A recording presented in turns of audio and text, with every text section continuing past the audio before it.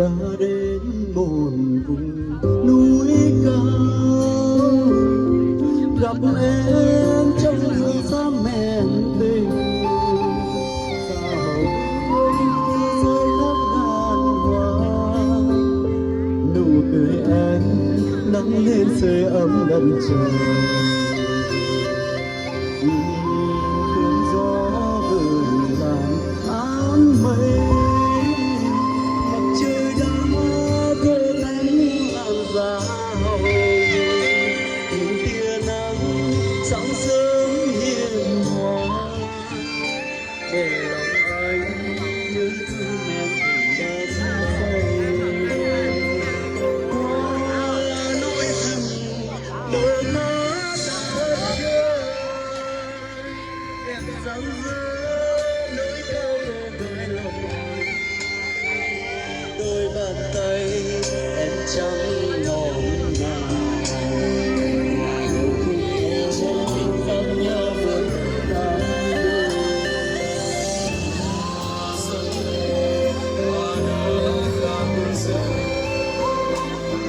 Lòng anh càng ngày càng xa vời, trái tim anh như đã yêu nàng, để cùng em phăng hoa buồn xăm.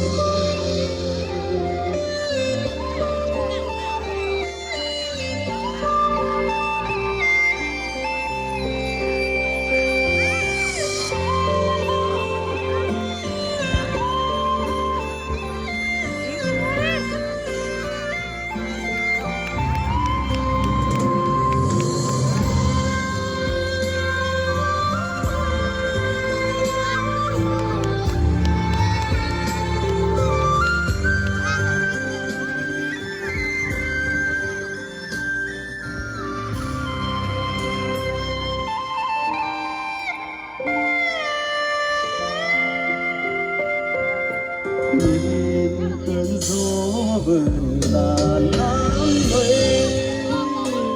mặt trời đã tô thắm làn da hồng, nắng sáng sớm hiền hòa, nụ cười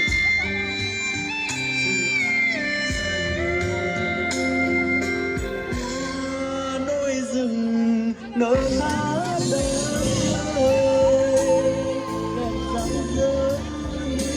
cô gái ngọc anh, đôi bàn tay em trắng lòng chờ tìm bên nhau với người. Mùa xuân về hoa nở hồng sương,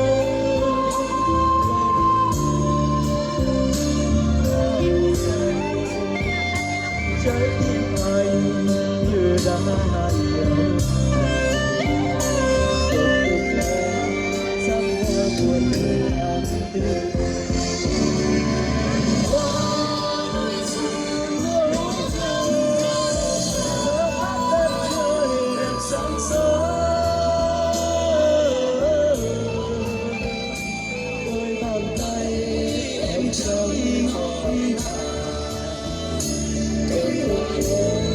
chờ điều kiện nhau với người. Xuân về hoa nở hồng sương, để lòng xanh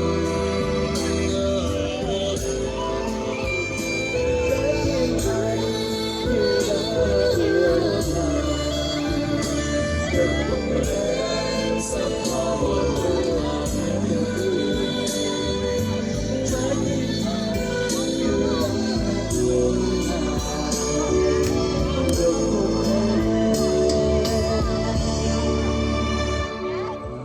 hoa muôn đời.